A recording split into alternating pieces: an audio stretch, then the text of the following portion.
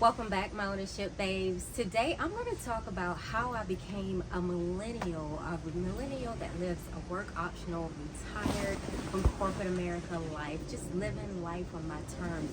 And one of the ways is that, or I would say one of the top ways, is that I embrace re-entering life. When I say re-entering life, a lot of people run from it. They run from repetition. They run from having to do things over and over.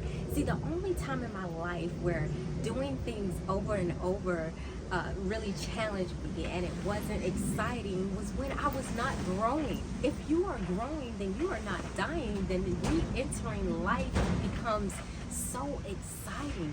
Why? Because every time you re-enter life, you are getting closer to your goals and dreams. You're getting closer to that retirement day. You're getting closer to that dream business or that dream job or whatever goals and dreams God has placed in your heart.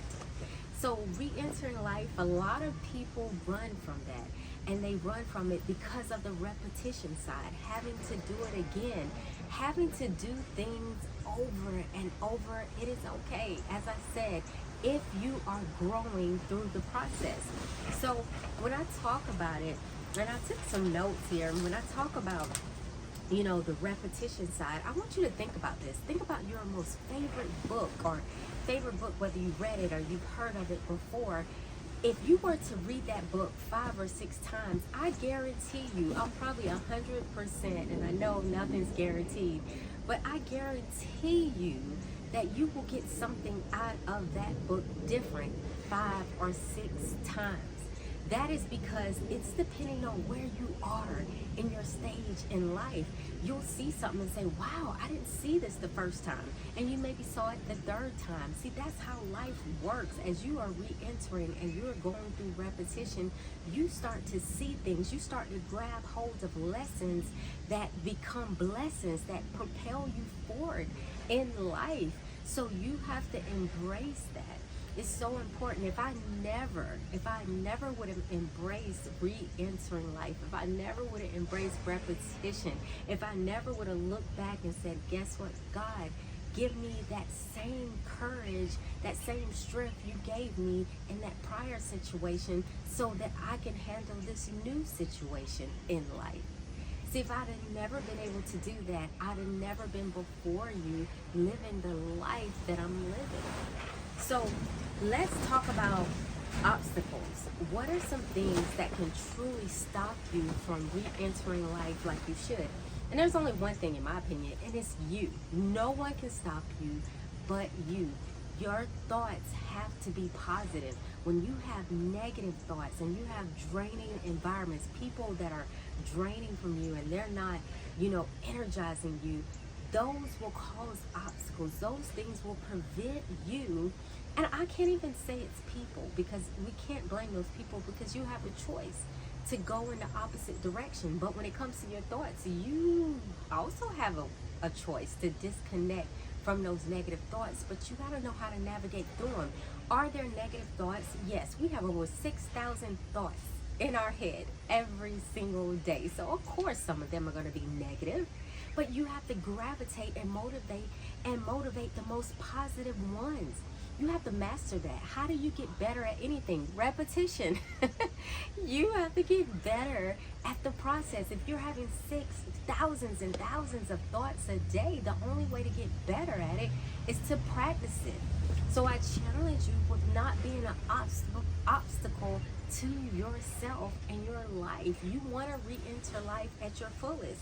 And then I want to talk about how you can re-enter life and not lose faith. That's so important. I often say, seasons may change, and they do in all of our lives, but your faith must always stay the same. How does Tiffany keep her faith the same? I would just say in no particular order. Number one, I always try to make sure that I understand that life is a series of events. It's just a journey. It is just a journey. We are only here temporarily. It is a journey. It's a life journey. And on journeys, you're going to have roadblocks, you're going to have speedways, you're going to have all of that. It's part of life. Embrace it. Do like I used to do, and I still do this sometimes. I'm like, bring it on, life. I'm excited. It is part of the journey. Someone asked me as I was, I went in the grocery store the other day, and most of you, if you've been here, I am not a grocery store person. Now, I would be in my garden all day, but I do not like the grocery store. But people were asking, they were like, why, you're in here and you're excited, and why are you, what are you so excited about? And I was like, because life is a journey and this is part of my journey, and I just embrace it, and I'm excited about it. So no matter where I go, even if there's something I don't particularly like doing, I'm going to embrace that journey, and I'm going to embrace it with a positive, motivating attitude. So make sure you're doing that. Number 2, you got to heal properly. If you've been traumatized, think about it. If you've been on a job and you were traumatized, you were in a toxic environment, and then all of a sudden you left immediately to go to another environment thinking it was going to change, but it ended up being toxic, it's probably because you did not heal. I'm not saying you needed 6 months of healing, but you have to heal from trauma. When you've been traumatized, whether it's childhood or as an adult, adults become traumatized. Why? Because we have little kids that are traumatized, and then they become managers, or so-called, they're not leaders, but they call themselves leadership, and then they end up traumatizing, taking their trauma and traumatizing other adult people. You have to heal from that. Once you heal from that, you can go into another environment, and number 1, you'll know the red flags so that you can get out quickly. Number 2, you can go in ready to change the environment, not to conform to the environment. So making sure that you are healing through that process.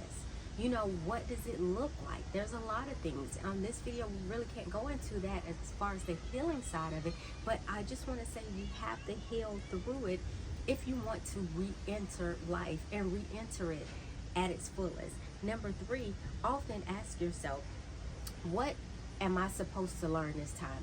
I believe, yes, you got to ask yourself, but more importantly, you got to ask your higher power. What do you want me to learn this time around? If God allowed it to happen, and God is taking you through it, then God will show you what you need to learn. There is some lesson. I promise you, lessons are blessings. You have to believe that. There's going to be lessons that are coming, lesson after lesson. I promise you, these lessons will come. But you can often turn them into blessings when you embrace the journey of re-entering life. Embrace repetition. Number 4, gratitude. You've heard it. This is not new. You got to have an attitude of the utmost gratitude. And don't confuse gratitude, because some people are so grateful, but then they don't try to go and seek more. And only because people tell them that, well, I thought you were grateful for what you have. Why do you want a new car, a new house, or a new business, or a new whatever, or why do you have even a new vision? And there's nothing wrong with that. When you have gratitude, you can have gratitude and still have a heart for more.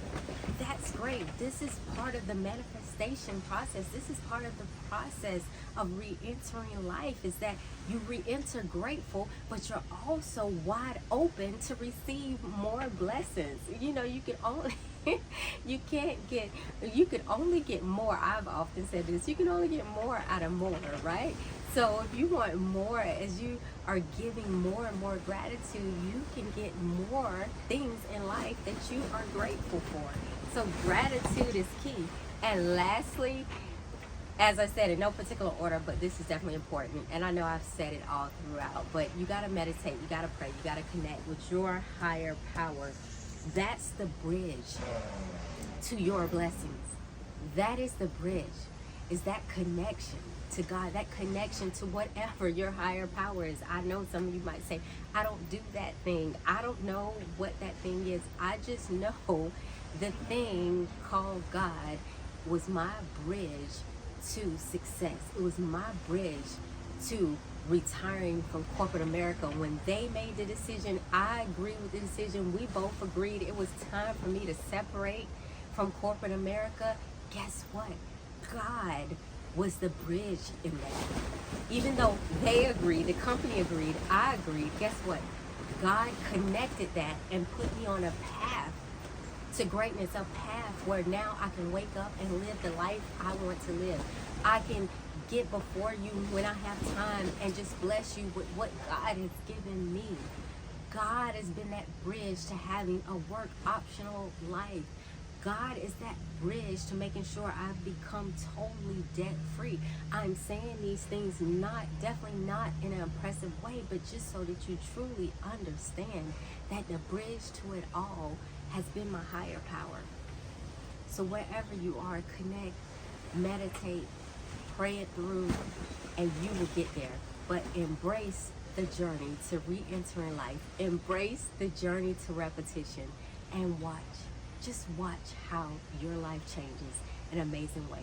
I want you to win. Thank you for being here. Thank you for staying to the end. If you did, have a beautiful day. I still away go.